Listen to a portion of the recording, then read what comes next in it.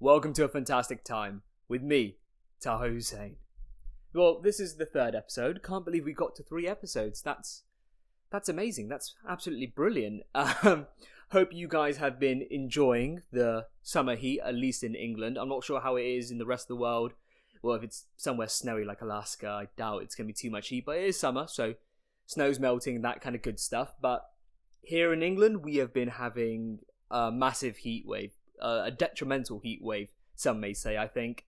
Last week, I think it got up to 35 degrees, something crazy like that, especially in London. I was in London last week. I'll get into that story in just a bit. But it was absolutely roasting. Completely, like, I was boiling. Like, today's not any better. I'm in a t-shirt and some jeans. I've been outside and I have sweated my bollocks off. So, yeah, it's not looking too good for us. For the rest of the world out there who are thinking, well, it's only like 22, 23 degrees and 35 degrees. That's nothing. Well, where we're at, it gets to 40, 45. If you live in the first world and it gets to that kind of heat regularly for you guys, you probably have air conditioning in your house, in your shops, on the street maybe if you're living in Dubai, something like that. But here in England, we have no such thing unless you go into, I don't know, a shopping mall or a Tesco's or an Asda, then yeah, definitely you'll get a nice cool breeze. But the minute you step outside, it's like walking into a wall of humidity. There's a fine line from where you leave the shop to where you step into the outer world, and it hits you like a ton of bricks. You can almost taste it. You can almost taste it on your tongue. Like it's a weird feeling. You can just feel it all over your body. It's a strange experience, to say the least. But I hope you are enjoying the sun, enjoying the weather. Stay hydrated. I've got some water here. God knows I need it because I have been going through bottles of water when I've been out and about. So yeah, make sure you're staying hydrated, stay cool, don't want anybody fainting, all that good stuff. And let's get into it. So last week I was talking about TikTok CVs, marriage CVs. If you haven't seen that episode, go and see that episode. It's a brilliant episode, I hope. Tell a lot of stories there, so that's quite nice. But recently, I don't know, I think I was coming back from work, or I was just coming back from somewhere. I don't know, it might have been work. And usually I just put it into my sat nav, like if I want to go home or if I want to get a quick snack along the way. Usually I do know the way because I run the path so many times. But sometimes you just like having the sat nav on just for safety, just so I don't know if your mind, because I work really long hours, sometimes 10 hours, 12 hours, and if I'm not working those long hours, I'm starting at 5 o'clock in the morning. So I'm up at 3, at work by 5. So when I do leave work, I am quite tired, I am quite drained, you might say. So I like having that sat nav on, just for safety, just for precaution, so I don't, take the wrong turn and turn my 30 to 40 minute journey into a 50 to an hour journey. You get what I mean? It's one of those ones. But this day I was just like, let me get some food. Let me get some fast food, something quick, something nasty. And fast food's not the best. You shouldn't be eating it too often, but once in a while, it's a nice treat. So put in the location of a nice little fast food chain. I think it might have been a McDonald's, might have been a KFC. I'm not sure. Might have been a Nando's for all I know. And it didn't occur to me that people actually review KFC's, McDonald's, and fast food chains. Yeah, let that sink in. People have gone out of their way to not just visit these cheap eateries and these fast food places, which we know are bad for you. Services is what it is. People are working minimum wage. It's hot in the kitchen. It's hot outside. It's not too. I talked about it in my first episode. It's a hard place to work. It's a sometimes terrible place to work, depending on who's your management, who you've got working with you, all that good stuff. However,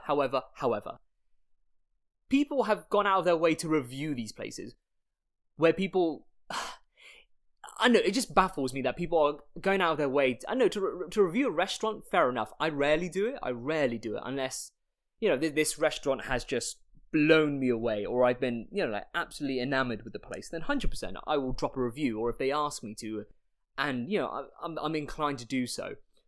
However, to leave a negative review at a fast food chain, you've got to be a very particular type of person and a very peculiar person, because I don't know many people who would do that. I don't know any person who would do that. And I know I've known some bitter people in my life, but to review a McDonald's is absolutely crazy. And you know what I'm going to do? I'm going to read some of them out because I know I had a good laugh, and I think you might have a good laugh at it as well, because bloody hell, like, not only have you gone to this McDonald's, which you know is bad for you, at a cheap price, minimum wage, minimum effort, all that good stuff, but knowing all that, you've gone out of your way to review it.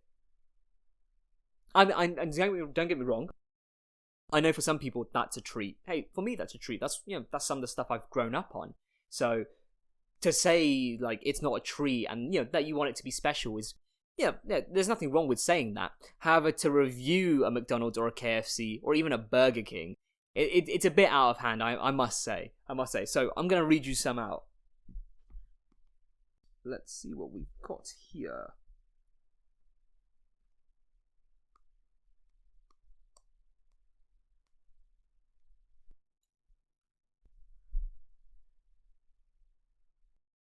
Lovely. So this Google reviewer has left a 1-star review. This was about 6 months ago at McDonald's. The name is... they've called themselves Little Nat. Now, I'm assuming this is a full-grown adult and not somebody under the age of 18. So to refer to yourself as Little anything, unless you're a rapper, it's a bit peculiar, but I'll allow it for now. But the review goes... Drive-through at 1:30 a.m. Okay, if you're going through the drive-through of a McDonald's at 1:30 a.m., it's either you've finished a very late shift, you're drunk, you've come back from a night out, and you're drunk driving, which you should not do. Don't do that. Or you're very, very, very sad. I'm assuming this person was drunk and very sad, so I think it's a bit of a combination. It might be, it's option D. No, none of the above. But I digress. Drive-through. They spelled drive-through wrong, by the way. I'm sorry. I know I'm stopping. They put drive though. Drive though at 1:30 a.m. Everybody at home, hungry, orders 3 meals. Got home checking, have only 2 meals. People whose was waiting to eat hot foods. Unfortunately not. How much staff get paid there? Not really done the job, isn't it? Or time to go sleep? Okay, maybe you are busy, but shouldn't make that mistake as your food meal's not that complicated. Okay, as you can tell, that's only half the review. I will not go further with it because I might have an aneurysm reading it because the English on it is very poor. I'm assuming they're either dyslexic or English is their second language. I'm going to go and say they're dyslexic because... Yeah, that's not the best. That review, very piss poor review, I must say. Not only for the service and them not getting their food that's hot, I believe. Like, I'm not gonna lie to you, I had a read over it beforehand, but yeah, I just couldn't get through it. I was just like, maybe it'll make sense when I read it on camera. It still hasn't. It's still going over in my head. But on to the next one. This one, I believe, was... Yep, it was a McDonald's as well. Ordered food, as it was a nice day. Okay, that's nice to know. Decided to sit outside, got to the table. Barbecue sauce welded to the table and seat. Okay.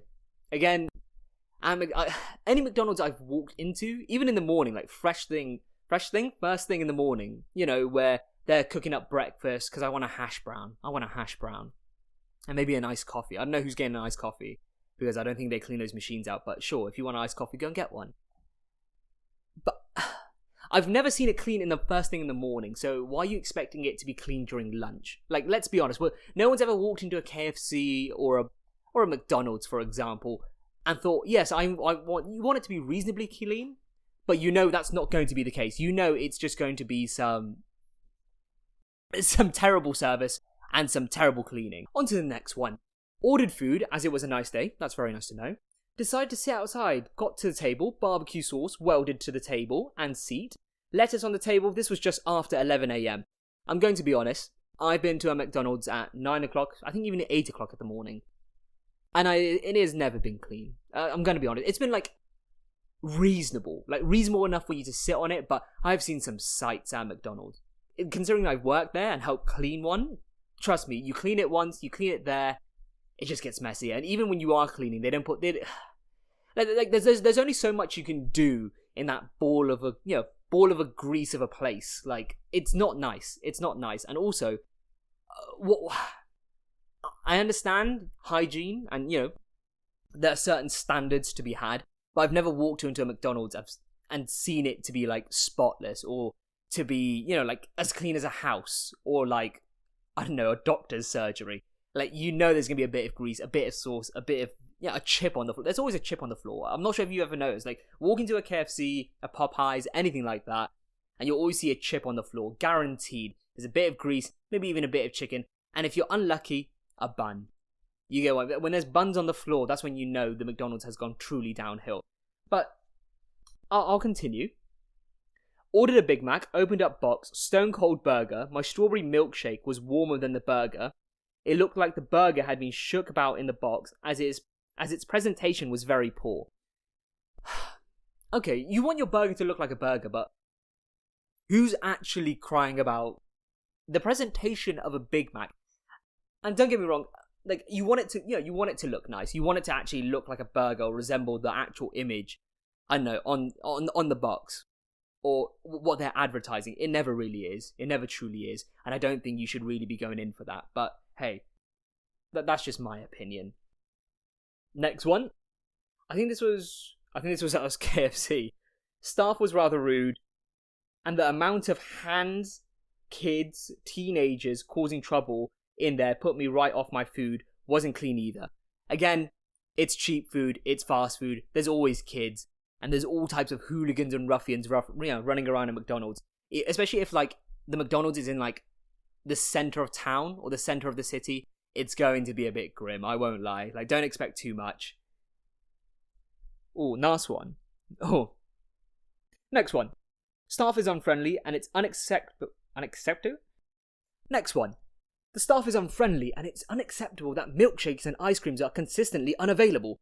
Every time we visit, there are no milkshakes or ice creams, despite them being advertised. This situation is detrimental to the business and needs to be addressed. Customers deserve to have access to what is promoted. KFC responded to this one. We're sorry to hear you had a disappointing visit and hope we do better next time. That hasn't really helped the situation. However, it is detrimental to the business. Let's be honest, even when the ice creams and the milkshakes aren't available, people are still going to that KFC. They want a bit of chicken. They want to, even though I'm not, they say milkshakes, I think they mean the Crush'ems. I'm not sure if they still do the Crush'ems. Those were absolutely amazing. I love a good Crush'em. I haven't seen them advertised in a while. Like those, I think they did the regular drinks. I'm not sure if you saw the advertisement for those. Those were absolutely amazing. So probably some of my, like, favorite advertisements. Really wacky, really cool. And, like, the cold, like, milkshake Crush'em things they used to do at KFC blew me away. I'm not sure if they do it. However, I don't think it's detrimental to the business. And also, you're talking as if this isn't a massive conglomerate. Like, they're not a massive corporation with other fast food chains and billions of pounds/dollars to their name. But I digress. That's if you want to rant and tell them it's detrimental to the business and that, they're probably going to fail, I'll leave that up to you. But yeah, that's just something I just came across recently where I thought, right, I want to talk about this. But yes, that was that. Okay, time to get into what's been going on with me. So recently I have been to London in this massive heat wave.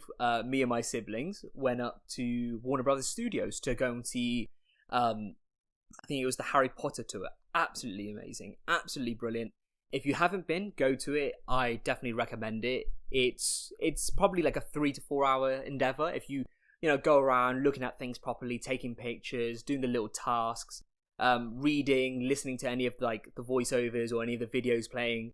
It's absolutely amazing to see how they made those motion pictures and how they made those films, and seeing some of the actual wardrobes and the sets, and even some of the constructions they've made. Like sometimes only for like a scene. Like, it's absolutely amazing. Like, I definitely do recommend it. And they've got actors there who, they put on little performances. They're dressed as, I think, when I went, they're doing the Triwizard Cup, which is my favourite Harry Potter film. Let me know which Harry Potter film is your favourite. My one is the fourth one, because you've got a dragon, you've got the mer people, you've got Voldemort coming back in his, like, full intensity. Like, it's brilliant. I love that one. And the U-Ball or the Winter Ball? Absolutely amazing. Love that. Great. My favourite Harry Potter film. But they were doing that event, so you had the Bow Baton girls doing their little thing, and then you had, I think, I always forget what, like, Victor Crumb, what his school is called, but they had them there, they were performing, they had Death Eaters, they had all that good stuff. And then you had the Harry Potter merch, like the Bertie box, every flavoured beans, the frog, the chocolate frog with the card. I will say this, that chocolate frog is probably the most densest piece of milk chocolate I've ever eaten in my life. And bear in mind, I've eaten Toblerones and all sorts before. Quite possibly the most densest piece of milk chocolate that I've ever had in my life. I think I nearly chipped a tooth, or I was worried I was going to chip a tooth, just because of how thick that piece of milk chocolate was. I was like, bloody hell. But yeah, that, great. It was a bit of milk chocolate. You got your Bertie box, every flavoured beans. £10 for a box, overpriced, but then you got to think to yourself, when are you going to get that again? When are you going to run across, you can probably get that off of one of those, the Harry Potter shops in London or something for maybe £6 or something like that. But whilst you're out at Warner Brothers, you might as well spend the money. If you're going to be there, go and get a robe, go and get one. I wanted to get one of the luggages, I can't lie, because they looked amazing. But you could tell they were like, they're not of like the best quality, but it's cool, it's amazing. You can get your wands. Some of the wands, I will say, are quite flimsy. I didn't get a wand because I was like, it's about £35-40. And don't get me wrong, it's worth it if you're really into it. I'm really into it, but then at the time I was just like, I can't justify this. As a reasonable person, my reasonable mind turned in. I was just like, this trip is already costing me a bit of money. I can't reasonably spend £40 on a wand. So I just left it. But some of the ones, brilliant. They're nice, they're strong, they're firm. It feels heavy. However, some of the ones, I think it was like Dumbledore's first one from the first Fantastic Beasts film, or the second one. It's atrocious, I can't lie to you. Like, it looks amazing, but it's so flimsy. I think I could have easily snapped it. So, if you are going to Warner Brothers Studios, or if you are going to pick up a wand, do make sure you do the little bend test. Don't snap anything, because you're going to have to pay for it. But do give it a little bend test, just to see if it's going to snap on you or not. Because you want good quality if you're spending that much money. Especially if you're going for an experience at Warner Brothers. Also, got to try butterbeer. This is going to be a butterbeer review. I have to say, it's overpriced. I think I paid £7 for I think it was like 330 millilitres. You probably put it into like a Coke can or something like that. They gave us a nice little mugs, like little plastic mugs that says Hogwarts on it. So I was just like, that's quite cool, that's nice. However, the butterbeer itself, it's like cream soda. It's got this like weird cream sweet thing on top, and it's this fizzy thing on the bottom. Personally, I know a lot of people rave about it, a lot of people like it. I think it's overpriced, and I don't think it's good. I think me and my siblings did say, I think they are good separately. They're good separately, but together it's just not happening. For me personally, it was a weird sensation that I wasn't very appreciative of. Also, I'd like to add in, and the thing is, anybody who's squeamish about counting calories and fitness and all that, please mute this or just skip ahead, like 2 minutes ahead or something like that. The butterbeer itself was basically about 1,000 calories for about a cup about this big. Probably just as big as my little pop filter right there. And that got me thinking, what's in this butterbeer? Like, how much sugar have they loaded in? Because not even a can of Coke is that many calories. What have they got in this butterbeer, in this weird orange liquid with foam on top, for it to be 1,000 calories? That's insane. It wasn't even a litre, it wasn't even 500 millilitres, and it was that much. Like, that put me off. Like, the £7, it not tasting the best. It was average. And it being 1,000 calories. All of those factors just sort of put me off. So, personally, if you want my review of it, I wouldn't do it. I wouldn't get any butterbeer, personally. However, the entire tour, 100%. Got to see the Dudley's house, amazing. Got to see Dumbledore's little office, amazing. Got to see the Great Hall, walk through it, amazing. Like, all of that stuff is just amazing. And the gift shops and all that, of course, they're there to, for you to spend money. But, I think when you're at Warner Brothers Studios and you're going for that Harry Potter tour, I think it's definitely worth it. I think that's one of the times where I'm like, yeah, I would definitely spend my money just for like the nostalgia, the experience, and the childhood memories. But that's that. But to continue on my London adventures, we went to archery. I think it was the next day. I've never done archery, by the way, and it is tough. I can't lie to you. Archery is, I knew it was tough. I never thought it was going to be easy, but the amount of tension in that bow, and I'm not gonna lie, I was a bit scared that I was gonna whip myself with the string, like let it go and it's gonna slam against my fingers or something like that. I'm not sure why I had that fear. I think I've done it before, like on like a toy bow or something like that, and it's just sort of stuck with me. But archery is really tough, not just because of the muscles and the strain it puts on you, but depending on what bow you shoot, that arrow's just flying in all sorts of directions. Luckily, I did manage to hit it on target. Luckily, I did manage to hit it on target most of the time, which was nice. I think 1 or 2 arrows did go awry and just fly off somewhere else. But on the most part, I did manage to hit it on target. But yeah, I think archery might be something that I do pick up maybe later on, maybe do a few classes or just go and do a few more experiences, because it was fun. Like I've personally never done it before. We shot at 6 meters, 12 meters, and I think we went up to 18, I believe. That was a really tough one, especially because my eyes, I wear glasses and I wear contacts, and even then my eyesight was not carrying me all the way over there. Absolutely amazing. Definitely would recommend it. However, what I would not recommend is doing it during a goddamn heat wave, because when I tell you 35 degrees in the country or like in a smaller city or a town is one thing, to do it in London of all places where the buildings are just hotboxing you. Even when you're in places like Borough Market where you're out in the open, that many bodies just heating and warming the air, everybody just radiating heat and sweat and all sorts. Like I've been to the third world before. I've been to places where it gets up to like 50 degrees and stuff, stuff like that. When I tell you I've never sweated like this quite in my life, I think from the minute I woke up to the minute I took a shower to after I took a shower, I was just constantly sweating. It was just constant heat, constant sweating, constant humidity. Like, I know people are going to laugh and think like, it, where I am, it gets hotter than that, than 35 or whatever. But British heat is just, it's just we're not built for it. Personally, we're not built for it. Our houses aren't built for it. They're designed to keep heat in, not to let heat out. So they're not built for it. Most houses don't even have air conditioning. So that's a thing as well. So just on the whole, it was a dire situation, I can't lie. I was sweating from every single orifice. I think I went through about 10 bottles of water, like liter bottles of water, just chugging them down. And of course people say don't drink super cold things or don't eat super cold things, because I think it's better to drink lukewarm or hot things because it just helps regulate your body temperature. But honestly, I think I would have passed out. Like it was that bad. Like I felt lightheaded. Like I've never quite felt like that. I've never quite felt heat or that kind of city heat. And I've been to hot countries or been to cities like Copenhagen last summer actually.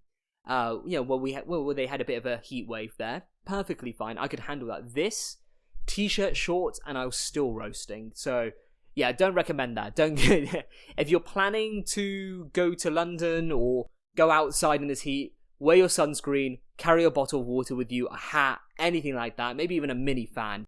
I know it's just blowing hot air into your face, but that's probably doing something. That's probably doing more than if you didn't carry it around. Or just stay at home and sit in front of the fan. Yeah, why not do that? Have an ice cream in hand. That's probably a nice little experience to have. I would recommend doing that. Definitely do that.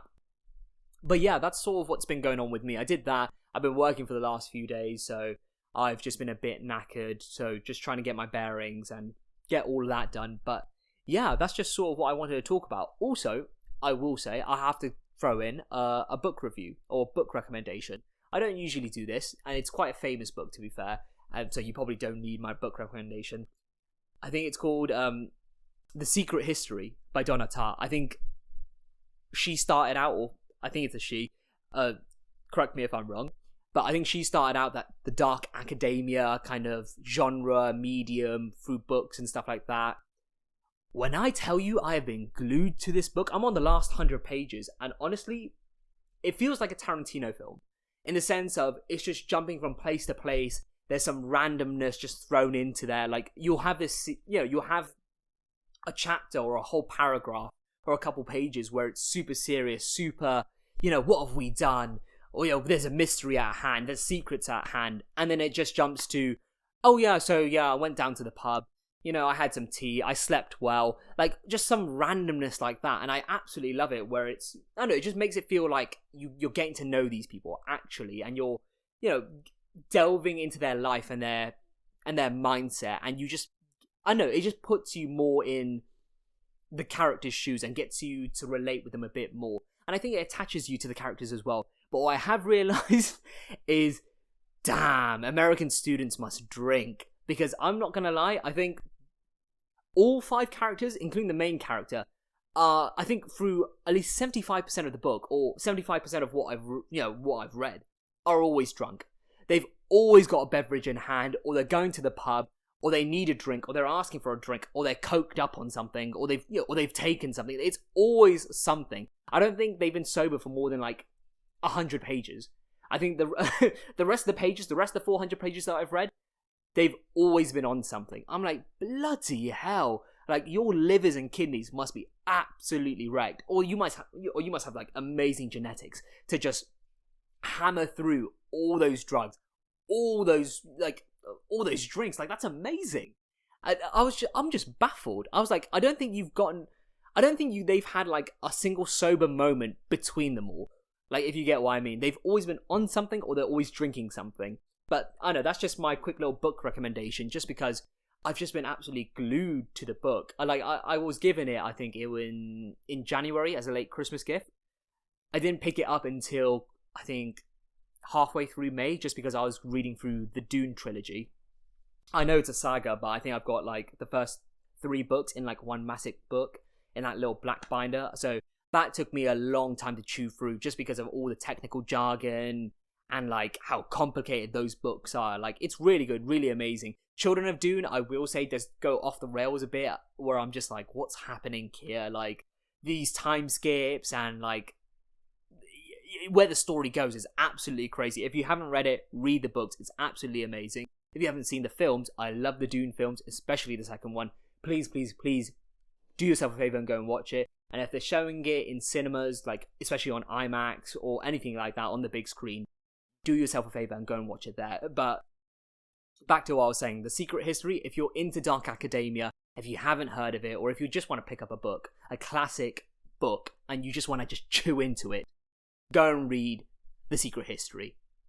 It's good. It's good. It's a lot of Greek, a lot of, a bit of Latin, a lot of drinking, and it's a lot of nonsense.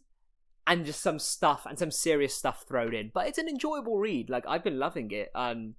Yeah, like, if you're into reading, if you have read it, please let me know what you think of it. I know some people are like, it's overrated, it's got a lot of cliches in it, but then I'm sat here thinking, if it's sort of the thing that it might have not started off the genre, but if it's the thing that sort of launched and propelled the dark academia genre to what it is now, then yeah, I think it's allowed. I'll give it a pass for all the cliches and all sorts, and that, that mischievous kind of ragtag group coming together of sort of outcasts, like that kind of vibe, that kind of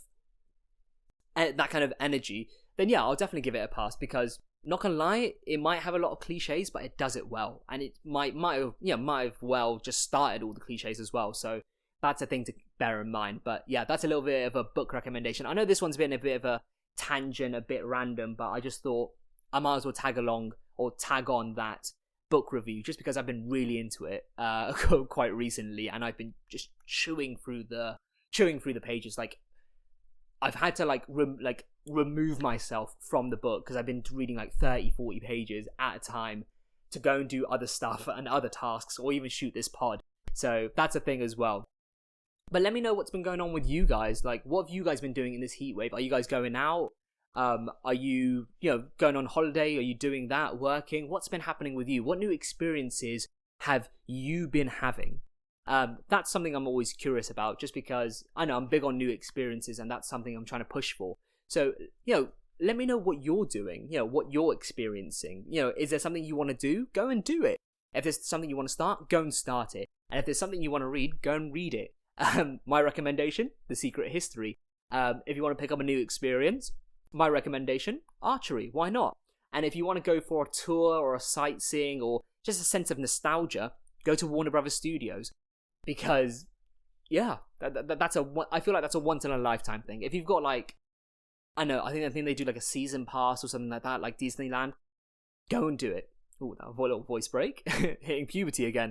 No, if you want to do it, or if you've got like that little like Disney little pass, amazing, go and do that. It's honestly a wonderful experience, and especially with the little knickknacks and getting to see all the sets and stuff like that, it's just something else. So I think the moral of this podcast, or at least this episode, is 1, don't be leaving Google reviews on fast food chains, because that's a bit sad, I can't lie. You use your time for better stuff. Go and review proper restaurants and proper establishments that deserve the praise, or are absolutely atrocious and they need to be wiped off the face of the earth.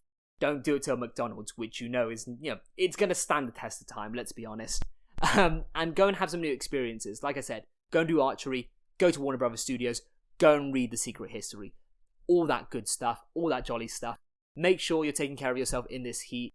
And go out while you still can, because I'm not going to lie, we're having this heat wave, but I guarantee you by next week, we're probably going to have a hailstorm of rain. So that's just how it goes in England. But that's been this episode of A Fantastic Time. I do hope you have enjoyed it. I know this one was a bit rambly, a bit random, maybe a little more different than I think the first 2 episodes, but I just thought I might make this a little bit of a chill one where I throw out some recommendations and some experiences, because I think that's always important, to go out and experience things, especially in the height of summer. Like, I think that, especially with the weather like this, you have to do that.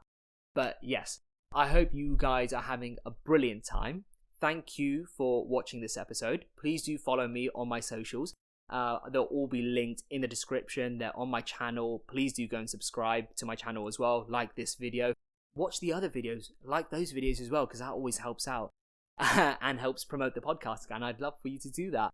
Again, I'm working on the podcast socials.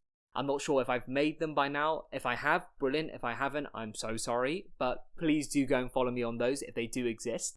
And yeah, thank you for watching, and I'll see you on the next episode of A Fantastic Time with me, Taher Houssain.